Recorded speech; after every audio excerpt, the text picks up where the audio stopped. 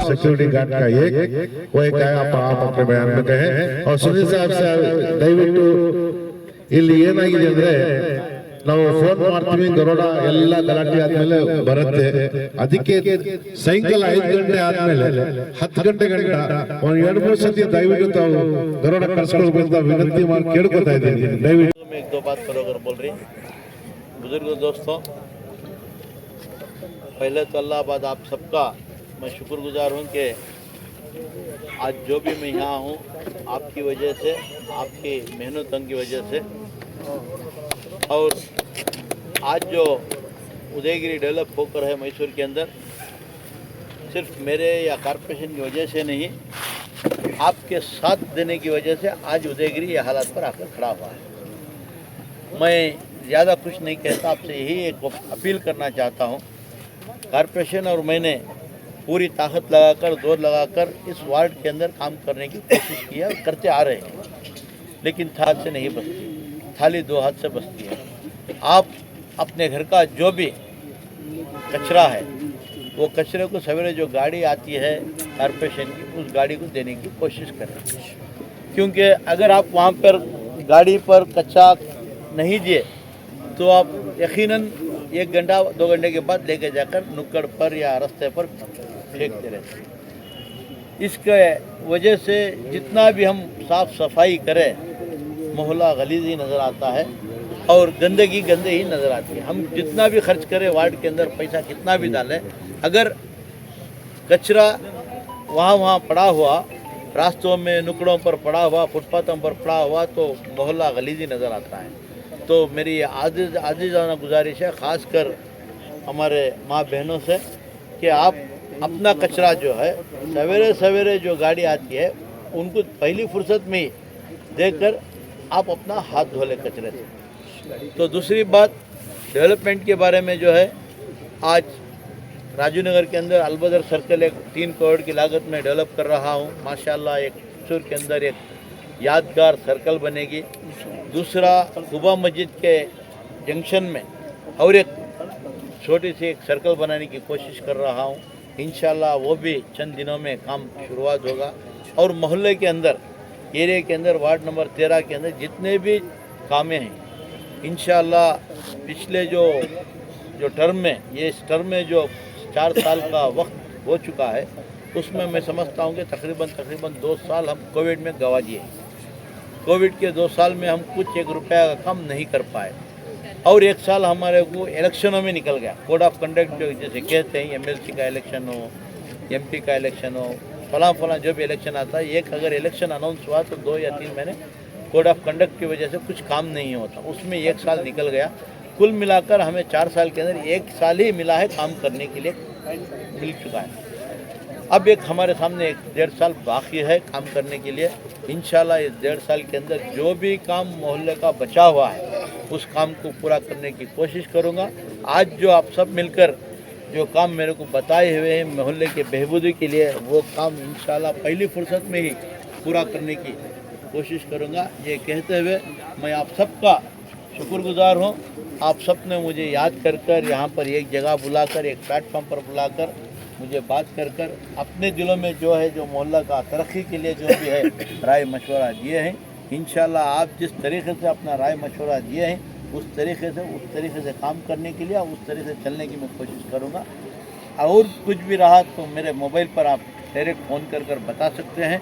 और आपके प्रॉब्लम्स ही नहीं, अगर मोहल्ले के डेवलपमेंट के लिए अगर फलानी चीज़ करे तो मोहल्ला और भी बेहतर होता है, अगर ये काम करे तो अगर मैं ये जो काम कर रहा हूँ ये काम करने से मोहल्ले को नुकसान नहीं या गलत हो रहा है, तो आप खुलकर, आपके घर के सामने का ही मसला नहीं, एरिया के अंदर जो भी मसला है वो खुलकर आप मुझे बता सकते हैं, चाहे फ़ोन के थ्रू बता सकते हैं या पर्सनल मिलकर बता सकते हैं। अगर आपका जो देने वाली आपकी राय जो सही है तो इंशाल्लाह ज़रूर मैं वो कबूल कर उसके ऊपर चलने की कोशिश करूँगा, क्योंकि आपकी राय से ही मोहल्ला बनता है, आपकी कोशिशों से, आपके साथ से ही ये मोहल्ला बनता है। तो एक मोहल्ले को बनाने के लिए सिर्फ कॉरपोरेटर या कॉरपोरेशन काफ़ी नहीं है, इस मोहल्ले को सुधारने के लिए, संवारने के लिए कॉरपोरेशन और कॉरपोरेटर के साथ साथ आवाम का साथ देना और आवाम साथ रहना बहुत ज़रूरी है। इसलिए मैं बार बार कह रहा हूँ कि आपके दिलों में जो डेवलपमेंट के लिए, इस मोहल्ले के डेवलपमेंट के लिए जो भी है वो खुलकर मेरे सामने लाकर अपना प्रपोजल्स रखिए, और मैं काम करने के वक्त जो भी मेरे से कुछ गलतियाँ खामियाँ हो रही हैं उस चीज़ को भी मेरे सामने लाकर रखकर उसको सही करने की कोशिश करें। ये कहते हुए फिर एक बार मैं अयूब भाई, आपने वार्ड की बेहतरी के लिए लोगों को यहाँ पे मदद किया और लोगों ने हर एक अपने अपने मसाइल बयान किए जिसके हल के लिए आपके तैयार है अल्हम्दुलिल्लाह। और आपने कहा कि वार्ड के जो लोग हैं आपकी ताकत हैं, और 65 वार्ड में एक वार्ड ऐसा आप बेहतरीन बना सकते कि आप पहले से ख्वाहिश थी जो आप अमली तौर पर कर रहे हैं। मेरा सवाल ये है कि सुनील सर यहाँ मौजूद हैं, आपने जो सोल्यूशन के जो नौजवान बिगड़ चुके हैं पुलिस महकमे को क्या हिदायत दी है और उनसे क्या ताउन हासिल करना चाहते हैं आप? मैं पुलिस डिपार्टमेंट से अभी सुनील साहब यहाँ पर आकर हैं, उनको यही कह रहा था कि पार्कों में सॉल्यूशन का इस्तेमाल करने वाले नौजवान साथियाँ बहुत हो चुके हैं। एक सॉल्यूशन को इस्तेमाल करने वाले होते हैं, दूसरा ये गांजा का इस्तेमाल करने वाले इधर के उदयगिरी में नहीं आसपास के एरिया में बहुत ज़्यादा हो चुके हैं। इसके बारे में मैं सुनील साहब से अभी बात कर रहा हूँ, और मोहल्ले के अंदर जो भी पार्कों के अंदर आते हैं जो सॉल्यूशन का इस्तेमाल करते हैं उनको रोकने का सिर्फ पुलिस की ही जिम्मेदारी नहीं, बिल्कुल, या आवाम की भी जिम्मेदारी होती है। हम भी कोशिश करना चाहिए उन लड़कों को समझाएं, करें, भेजें। और मैं हमारे जने शहर और बहुत सारे हमारे ऑर्गेनाइजेशन से उनको भी ये आपकी जानिब से, आपकी चैनल की जानिब से एक आवाज़ देना चाहता हूँ कि आप ऐसे बच्चों को, ऐसे नौजवान साथियों को रिहैबिलिटेट करने के लिए एक फोरम बनाएं। बहुत सारे बच्चे आज समाज से बाहर निकल चुके हैं, इनको सिर्फ पुलिस से रीज़न नहीं है। पुलिस क्या कर सकती है, लेके जाती है, स्टेशन में बिठाती है, आधा घंटा 1 घंटा बिठाती है, फिर उसको वापस भेज देती है। इसके ये मसले का हल ये नहीं होता। ये मसले का हल है, इनको जड़ से निकालना है ये मसला। अगर जड़ से हम हमारी कौम को, हमारी सोसाइटी को हम सुधारना है तो एसोसिएशन जितने भी हैं वो बाहर आना पड़ेगा। बिल्कुल, एक प्लान के साथ अगर उनको रिहैबिलिटेट हम कैसा कर सकते हैं, किस वजह से ये चीज़ ये फैल रही है, क्यों कर रहे हैं, बिल्कुल, इसको सोचकर अगर हम एक्शन प्लान बनाकर चलें तब जाकर ये मसला हल होता है। सिवाय पुलिस के एक ही वजह से नहीं हो सकता। पुलिस का साथ चाहिए, नहीं बोल रहा हूँ मैं, लेकिन जब तक एसोसिएशन और आवाम आगे नहीं आती तब तक ये प्रॉब्लम का हल निकलना बहुत मुश्किल है। शुक्रिया सर। ಹಾಗೂ ಇಲ್ಲಿ ನಡೆದಿರ್ತಕ್ಕಂಥ ಸಭಿಕರ ಈಗೇನು ನೀವು ಸಮಸ್ಯೆ ಹೇಳಿದ್ರಿ, ಅದು ಸಮಸ್ಯೆ ಪೊಲೀಸ್ ಠಾಣೆಗೆ ಹೊಸದಲ್ಲ, ಭಾಳ ಹಳೆಯ ಸಮಸ್ಯೆ ಆಯಿತಾ. ಆ ಸಮಸ್ಯೆಗೆ ನಾವು ಏನು ಕ್ರಮ ಕೈಗೊಂಡಿದ್ದೀವಿ ಅಂತೇಳಿ ನಿಮಗೆ ಗೊತ್ತಾಗ್ತಿಲ್ಲ. ಈಗ ನಮಗೆ ಇದುವರೆಗೆ ಕರ್ನಾಟಕ ರಾಜ್ಯ ಇರ್ಬೋದು, ಅದರಲ್ಲೂ ಮೈಸೂರು ನಗರದಲ್ಲಿ ಎಲ್ಲೂ ಕೂಡ ಸೊಲ್ಯೂಷನ್ ಮಾರೋದಕ್ಕೆ ಕೇಸ್ ಹಾಕಿರಲಿಲ್ಲ. ನೀವು ತಿಳ್ಕೊಬೋದು, ಇದು ರೆಕಾರ್ಡ್ ಆಯಿತಾ. ಈ ವರ್ಷ ಈಗಿನ ಒಂದು 30 ದಿನದ ಈಚೆಗೆ ಸೊಲ್ಯೂಷನ್ ಮಾಡೋರಿಗೆ ಇಬ್ಬರಿಗೆ ಜೈಲಿಗೆ ಕಳಿಸಿ 2 ಕೇಸ್ ಮಾಡಿ ಅವ್ರನ್ನ ಜೈಲಿಗೆ ಕಳಿಸಿ. ನೋಡಿ, ನಮ್ಮ DCP ಸಾಹೇಬರು ಎಲ್ಲ ಇದ್ದಾರೆ ನೋಡಿ. ಇಡೀ ಮೈಸೂರು ಎಲ್ಲೆಲ್ಲಿಂದ ತಂದು ಸೊಲ್ಯೂಷನ್ನ ಮಾರ್ತಿದ್ದ. ನೀವು ತಪ್ಪು ತಿಳ್ಕೊಬೋದು, ಸೊಲ್ಯೂಷನ್ನು ಮಾರೋದು ತಪ್ಪು ಅಂತ ಎಲ್ಲೂ ಇಲ್ಲ. ನಾವು ಏನು ಹೈಕೋರ್ಟು ಅಡ್ವೊಕೇಟ್ಸ್ಗಳಿಗೆ, ನಮ್ಮ SPPಗಳಿಗೆ ಕಾಂಟ್ಯಾಕ್ಟ್ ಮಾಡಿಕೊಂಡು ಇದರಲ್ಲಿ ಯಾವ ಕೇಸ್ ಹಾಕ್ಬೋದು, ಈ ಸೊಲ್ಯೂಷನ್ ಮಾರೋದಕ್ಕೆ ಯಾವ ಕೇಸ್ ಹಾಕ್ಬೋದು ಅಂತೇಳಿ ಇಡೀ ಮೈಸೂರು ನಗರದಲ್ಲಿ ಫಸ್ಟ್ ಟೈಮ್ ಆಯಿತಾ ನೀವು ಸೊಲ್ಯೂಷನ್ ಮಾರೋನಿಗೆ ಕೇಸ್ ಹಾಕಿ ಕಳಿಸಿದ್ದೀವಿ. ಅಂದರೆ ಮತ್ತೆ ಇನ್ನೊಬ್ಬ ಇವ್ರ ರಿಲೇಟಿವೇ ಅವನು ಇದಾದಮೇಲೆ ಮತ್ತೆ ಮಾಡ್ತಿದ್ದ, ಆತನೂ ಕೂಡ ಈಗಿಬ್ಬರು ಜೈಲಲ್ಲಿದ್ದಾರೆ. ಮತ್ತು ಇಡೀ ಮೈಸೂರು ನಗರಕ್ಕೆ ಗಾಂಜಾ ಸಪ್ಲೈ ಮಾಡ್ತಾಯಿದ್ದ. ಯಾರಂತ ಹೆಸರು ತಪ್ಪದು. ಆತನ್ನ ಈಗ ಅವನ ಮೇಲೆ 3 ಕೇಸ್ ಮಾಡಿ ಅವನ್ನ ಈಗ ರೌಡಿ ಶೀಟ್ ಓಪನ್ ಮಾಡಿ ಒಂದು ಮೂಲಕ್ಕೆ ಕೈ ಹಾಕಿ ಈ ಥರ ಯಾವುದೂ ಆಗಬಾರ್ದು ಅಂತ ಹೇಳ್ಬಿಟ್ಟು ಒಂದು ವ್ಯವಸ್ಥೆ ಮಾಡಿದ್ದೀವಿ. ಮತ್ತು ಇನ್ನು ಈ ವೀಲಿಂಗ್ ಭಾಳ ನಡೀತಾ ಇರುತ್ತೆ. ವೀಲಿಂಗ್ ಇದು ಇವತ್ತಿನ ಚಿತ್ರ. ನಿಮಗೆ ಇದೇನು ಗೊತ್ತಿರಲಿಲ್ಲ ನಮಗೆ, ಇದು ಇವತ್ತಿನ ಚಿತ್ರ.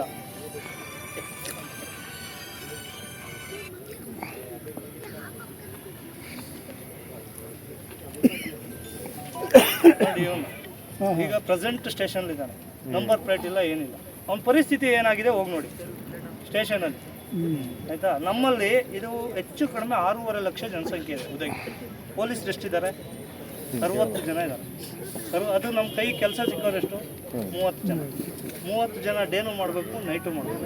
ನಮ್ಗೆ ಗೊತ್ತಿಲ್ಲ. ಪ್ರತಿದಿನ ಬಂದು ನೋಡಿ, ನಾವು ಮನೆಗೆ ಹೋಗೋದು 11:30 12 ಗಂಟೆ ಆಗುತ್ತೆ ರಾತ್ರಿ ಆಯಿತಾ.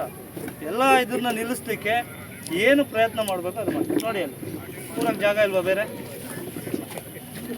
ನೀವು ಇಲ್ಲಿ ನಡೀತಾ ಇದ್ದೀರ, ಅಲ್ಲಿ ಕೂರಕ್ಕೆ ಜಾಗ ಇಲ್ವಾ ನೋಡಿ ಅವರಿಬ್ಬರಿಗೆ. ತಲೆ ಕೊಡ್ತಾ ಬಿದ್ದು ಸತ್ತೇ ಹೋದ. ಹೌದು ಹೌದು. ಇದಾದ್ಮೇಲೆ ಕೂಡ ಇಲ್ಲಿ ಇದು ನಿಲ್ಲಿಸ್ತಾರೆ ಅಂತ ಇಲ್ಲ ಆಯ್ತು. ಅದಾದ್ಮೇಲೆ ಕೂಡ ನಾವು ವಾಚ್ ಮಾಡಿದ್ವಿ, ಅದೇ ಆಟ ಆಡ್ತಿರ್ತಾರೆ. ಒಬ್ಬ ಸತ್ವದ ಅಂತೇಳಿ ಇಲ್ಲೆಲ್ಲರೂ ಗೊತ್ತಾದ್ಮೇಲೆ ಕೂಡ ಅದೇ ಆಟ ಆಡ್ತಾರೆ. ಹೌದು. ಇದು ಒಂಥರ ಇಲ್ಲಿ ಸಾರ್ವಜನಿಕರು ಕೂಡ ಈಗ ಇಲ್ಲಿ ಎಷ್ಟೋ ಜನ ಬಂದಿದ್ದಾರೆ. ನನ್ನ ಮಗ 10 ಗಂಟೆಗೆ ಬರಲಿಲ್ಲ, ಯಾಕೆ ಬರಲಿಲ್ಲ ಕೇಳೋಕೆ ಹೋಗಲ್ಲ. ಅವನು 2 ಗಂಟೆಗೆ ಬಂದರೂ ಕೇಳಲ್ಲ, 3 ಗಂಟೆಗೆ ಬಂದರೂ ಕೇಳಲ್ಲ. ಆಮೇಲೆ ಇದೇ ಥರ ಸಮಸ್ಯೆ. ಆಮೇಲೆ ನಮ್ಮ ಅಯ್ಯಪ್ಪ ಸರ್ ಪಾಪ ಭಾಳ ಇದು ಮಾಡಿ ಅದೊಂದು ಮನೆ ಕಳ್ತನ ಆಗ್ತಿತ್ತಲ್ಲ ಸರ್, ಪಾಪ ಅವರೇ ಸ್ಟೇಷನಿಗೆ ಬಂದು ನೀವು ಏನಾದರೂ ಮಾಡಬೇಕು, ಇದು ಪಬ್ಲಿಕ್ ಸಮಸ್ಯೆ ಭಾಳ ಇದೆ ಅನ್ನೋದಕ್ಕೆ ಅವ್ರನ್ನೂ ಕೂಡ ಒಂದು 4 ಜನ ಹಿಡಿದ್ಬಿಟ್ಟು ಅದೇನು ಮಾಡಬೇಕು ಅದು ಮಾಡಿ. ಅಂದರೆ ಇಲ್ಲಿ ಸ್ವಲ್ಪ ಜನಸಂಖ್ಯೆ ಜಾಸ್ತಿ ಇದೆ. ಈಗ ನೋಡಿ, ಈಗ ಅಲ್ಲಿ ಕಲ್ಯಾಣಗಿರಿಲಿ ಒಂದು ಕಾವೇರಿ ಪಾರ್ಕ್ ಅಂತ ಇದೆ ಸರ್. ಅವ್ರು ಏನಂದರೆ ಅಲ್ಲೇ ಪಬ್ಲಿಕ್ಗೆ ಒಂದು ಗ್ರೂಪ್ ಮಾಡ್ಕೊಬಿಟ್ಟಿದ್ದಾರೆ. ಆ ಗ್ರೂಪನ್ನು ನಮ್ಮನ್ನು ಆ್ಯಡ್ ಮಾಡಿದ್ದಾರೆ. ಆ ಗ್ರೂಪಲ್ಲಿ ಏನು ಮಾಡ್ತಾರೆ, ಫೋಟೋ ಹೊಡೆದು ಇಂಥವ್ರು ಕೂತಿದ್ದಾರೆ ಅಂತ ಹಾಕ್ತಾರೆ. ನಮಗೆ ತಕ್ಷಣ ಹೋಗ್ತಾರೆ, ನಮ್ಮವರು ಅಟೆಂಡ್ ಮಾಡಿ ಬರ್ತಾರೆ. ಈಗ ನೋಡಿ, ಹೆಚ್ಚು ಕಡಿಮೆ ಒಂದು 90% ಪ್ರಾಬ್ಲಮ್ ಅವ್ರದ್ದು ಸಾಲ್ವ್ ಆಗಿದೆ. ಅದು ಮೊದಲು ಇದೇ ಥರ ಕಂಪ್ಲೇಂಟ್ ಇತ್ತು. ನಮ್ಮಲ್ಲಿ ಒಂದು 60 ರಿಂದ 70 ಪಾರ್ಕ್ ಬರ್ತವೆ ನಮ್ಮ ಉದಯಗಿರಿ ಇದಕ್ಕೆ ಲಿಮಿಟ್ಸ್. ಲಿಮಿಟ್ಸ್ಗೆ 70 ಪಾರ್ಕ್ ಬರ್ತವೆ. ಆ ಪಾರ್ಕಿಗೆ ಪ್ರತಿಯೊಬ್ಬರಿಗೂ 5 ಗಂಟೆಗೆ 6 ಗಂಟೆಗೆ ಹೋಗಿ ಅಟೆಂಡ್ ಮಾಡಬೇಕಂದ್ರೆ ಕಷ್ಟ ಆಗುತ್ತೆ. ಆದರೂ ಇದೇ ನಿಮಗೆ ತೋರಿಸ್ಬೇಕು ಅಂತ ತೆಗೆದಿರೋದಲ್ಲ, ನನಗೆ ಗೊತ್ತಿರಲ್ಲ. ನೋಡಿ, ನಮ್ಮ ಪಾರ್ಕಿಗೆ ಎಲ್ಲ ಪಾರ್ಕ್ಗಳಿಗೆ ವಿಸಿಟ್ ಮಾಡ್ತಾರೆ. ಶಕ್ತಿನಗರ ಪಾರ್ಕ್ ಇರ್ಬೋದು, ಎಲ್ಲ ವ್ಯವಸ್ಥೆ ಮಾಡಿದ್ದೀವಿ ಆಯ್ತು. ಅವರು ಯಾರು ನಮ್ಮ ಸ್ಟಾಫ್ ಹೋಗ್ತಾರೆ, ಅವರು ಇಂಥ ಪಾರ್ಕ್ ಹತ್ರ ಇದ್ದೀನಿ ನೋಡಿ ಇದು ಮಾಡ್ತಾ ಇದ್ದೀವಿ ಅಂತ ಹೇಳ್ಬಿಟ್ಟು ನಮಗೆ ಫೋಟೋ ಹಾಕ್ಬೇಕು. ಇವನ್ ಅಲ್ಲಿ ಪಾರ್ಕ್ಗಳಿಗೂ ಫೋಟೋ ಇದೆ, ನೈಟ್ ಬಿಟ್ಟು ಅವರು ಹಾಕ್ತಾರೆ ಫೋಟೋಗಳನ್ನ ಬಂದ್ಬಿಟ್ಟು ಇದು ಮಾಡಿಬಿಟ್ಟು. ಆದರೆ ಇದೇನಂದರೆ ನೀವು ಎಷ್ಟೊತ್ತಿಗೆ ಬನ್ನಿ, ಈಗ ನೋಡಿದ್ರಲ್ಲ ಹಂಗೆ ಸುಮ್ಮನೆ ಬಂದು ಸ್ವಲ್ಪ ಇಲ್ಲಿ ಸಾರ್ವಜನಿಕರು ಕೂಡ ಇದ್ರು ನಮ್ಮ ಜೊತೆ ಕೈ ಜೋಡಿಸಿದ್ರೆ ಇದ್ರಿಗಿಂತ ಹೆಚ್ಚಿನ ಕೆಲಸ ಮಾಡ್ತೀವಿ ಆಯಿತಾ. ಸುಮ್ಮನೆ ಅಂತೂ ಕೂತಿಲ್ಲ ನಾವು. ಈಗ ನಾನು ಏನು ಹೇಳಿದ್ವಿ ಅವೆಲ್ಲ ರೆಕಾರ್ಡ್ ನೀವು ನೋಡಿ. ಈ ಮೈಸೂರು ನಗರದ ಯಾವುದು ಪೊಲೀಸ್ ಸ್ಟೇಷನ್ ತಿಕ್ಕೊಳ್ಬೇಕಿದ್ರೆ ಸೊಲ್ಯೂಷನ್ಗೆ ಕೇಸ್ ಮಾಡಿಲ್ಲ, ಗಾಂಜಾಗ್ ಮಾಡಿದ್ದಾರೆ, ಸೊಲ್ಯೂಷನ್ಗೆ ಕೇಸ್ ಮಾಡಿದ್ದಾರೆ. ಸೊಲ್ಯೂಷನ್ ಕೇಸಲ್ಲಿ ಈಗ ಪ್ರೆಸೆಂಟ್ ಇಬ್ರು ಜೈಲಲ್ಲಿದ್ದಾರೆ ಆಯ್ತಾ. ಇಷ್ಟು ಹೇಳ್ತೀನಿ. ಮತ್ತೆ ಈಗ ಏನು ನಿಮ್ಮ ಸಮಸ್ಯೆ ಇದೆ, ಅದು ನಮ್ಮ ಸಮಸ್ಯೆನೂ ಕೂಡ ಹೌದು ಆಯ್ತಾ. ಯಾಕಂದ್ರೆ ನಾವು ಹೋಗ್ಬೇಕು, ಯೂನಿಫಾರ್ಮ್ ಹಾಕೊಂಡಿದ್ರು ಕೆಲವು ಸರಿ ಹೋಗ್ಬೇಕಾದ್ರೆ ಕೆಲವೊಂದು ಏರಿಕೆ ಹೇಳಿ ಹೆದರಿಕೆ ಆಗುತ್ತೆ. ಯಾಕಂದ್ರೆ ಆ ಥರ ಗ್ಯಾದರಿಂಗ್ ಇರ್ತಾರೆ, ಹಿಂಗೆ ಸುಮ್ಮನೆ ರೋಮಿಂಗ್ ಮಾಡ್ತಾ ಇರ್ತಾರೆ. ಇನ್ನು ಕೆಲವರು ಇದ್ದಾರೆ, ಅವರು ತಗೋಬಿಟ್ಟು ಪೊಲೀಸ್ ಅನ್ನೋದು ಗೊತ್ತಿಲ್ಲ, ಏನು ಅನ್ನೋದು ಗೊತ್ತಿಲ್ಲ, ಆ ಮಟ್ಟಕ್ಕೆ ಟೈಟ್ ಆಗಿರ್ತಾರೆ. ಇದನ್ನೆಲ್ಲ ಈಗ ಬಂದ್ಬಿಟ್ಟು ನಾವು ಇನ್ನೊಂದು ಸಮಸ್ಯೆ ಏನಾಗುತ್ತೆ ಸರ್, ಇಲ್ಲಿ ಒಂದು ಏನಾದ್ರು ಸಣ್ಣದು ಇದಾಗ್ಬಿಟ್ರೆ ಸಾಕು 100 ಜನ ಒಟ್ಟಿಗೆ ಗ್ಯಾದರಿಂಗ್ ಆಗ್ಬಿಡ್ತಾರೆ. ಅವ್ರಿಗೇನು ಸಂಬಂಧನೇ ಇರಲ್ಲ, ಅದು ಏನಾಗ್ತಿದೆ ಅನ್ನೋದು ಗೊತ್ತಿಲ್ಲ. ಸುಮ್ಮನೆ ಎಲ್ಲೆಲ್ಲಿಂದಲೂ ಬಂದ್ಬಿಟ್ಟು ಗ್ಯಾದರಿಂಗ್ ಆಗ್ಬಿಡೋದು. ಆ ಟೈಮಿಗೆ ಏನಾಗ್ಬಿಡುತ್ತೆ, ನಾವು ಬಂದು ಅವರೇ ಹೇಳ್ಬಿಡ್ತಾರೆ ನಮ್ಮ ಮಫ್ತಿಲ್ ಬಂದರು, ಪೊಲೀಸ್ ಬಂದರು. ಆ ಟೈಮಿಗೆ ಅದು ಹತ್ಕೊಂಡು ಓಡೋಗ್ಬಿಡ್ತಾರೆ. ಈ ಥರದ ಸಮಸ್ಯೆಗಳಿದೆ ಆಯ್ತು. ಇದ್ರ ನಮ್ಮ ಗಮನಕ್ಕೆ ಬಂದಿದೆ. ಈ ಪಾರ್ಕ್ ಬಗ್ಗೆ ಅಂತಲ್ಲ, ಬೇರೆ ಎಲ್ಲ ಇದ್ರ ಬಗ್ಗೆನೂ ಹೆಚ್ಚಿನ ಗಮನ ಹರಿಸಿ ನಮ್ಮ ಸಮಸ್ಯೆ ಏನಿದೆ ಅದನ್ನು ಬಗೆಹರಿಸಲಿಕ್ಕೆ ನಮ್ಮ ಇಲಾಖೆಯಿಂದ ಸೂಕ್ತ ಕ್ರಮ ಕೈಗೊಳ್ತೀವಿ ಅಂತ ಹೇಳ್ತಾ ನಾನು ಎರಡು ಮಾತಾಡಲಿಕ್ಕೆ ಅವಕಾಶ ಕೊಡ್ತೀನಿ. इस पार्क के पीछे हम नौजवान कमेटी बनाए हुए हैं। इस कमेटी के मुताबिक जनाब अयूब साहब ने माशाअल्लाह बहुत से अच्छे काम CATV में निभाए हैं और पार्क का तकरीबन 15 दिन से यहाँ पर काम चल रहा है। इस काम के मुताबिक बेहतरीन तरीके से हम कमेटी वाले देख रहे हैं, जैसे कि मैं, अल्ताफ भाई, मुख्तार भाई, इनायत भाई और थोड़े नौजवान यहाँ का साथ दे रहे हैं।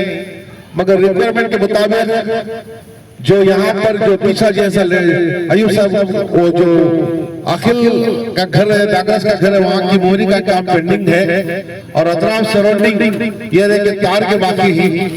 और सबसे मेन चीज जो इलेक्ट्रिक का TC है, वहाँ पर शार्ट हो रहा है, फेंसिंग, आयरन फेंसिंग मेश।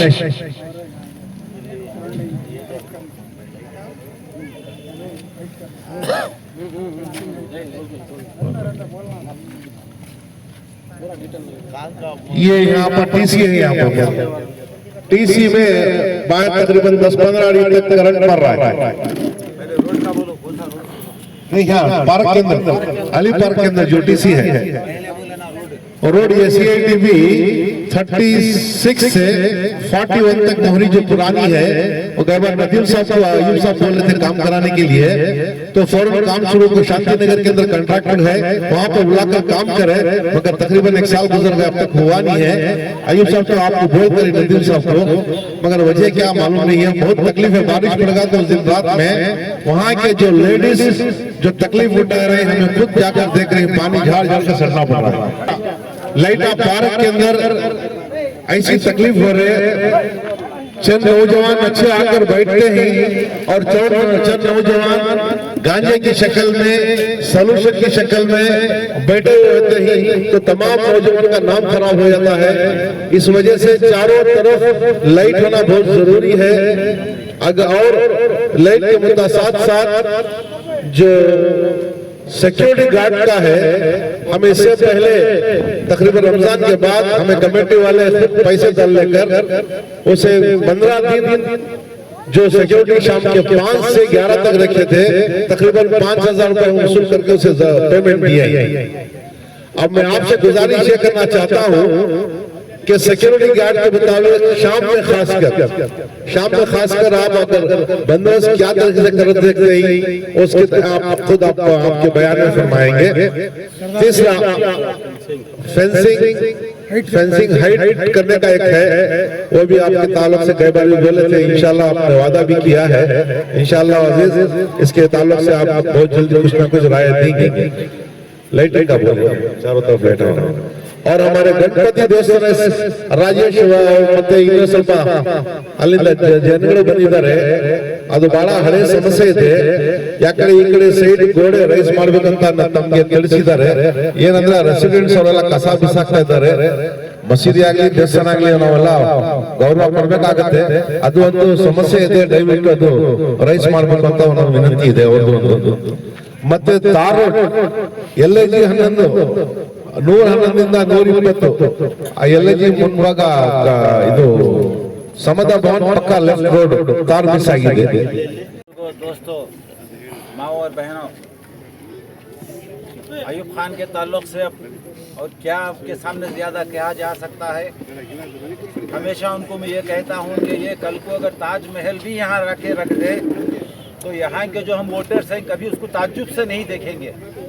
वजह यह है कि एक डिजिटल कारपोरेटर कह सकते हैं इनको, ऐसा इंस्टेंट काम करते हैं और इतने रोशन दिमाग हैं कि हर नई चीज़ जो है हमारी यहाँ इस वार्ड में इन्होंने काम कर रहे हैं और अभी बहुत कुछ कर रहे हैं। ये जो भी है करने के लिए अयूब खान कह रहे थे कि 2 हाथें चाहिए, ನಾನು ಹೇಳ್ತೀನಿ ಇದಕ್ಕೆ 3 ಕೈ ಬೇಕಾಗ್ತದೆ, ಇದಕ್ಕೆ ತಡಿಬೇಕಾಗಿದ್ರೆ ನಮಗೆ ಸಿವಿಲ್ ವರ್ಕ್ ಬಗ್ಗೆ ಜಾಸ್ತಿ ಏನು ಯೋಚನೆ ಇಲ್ಲ.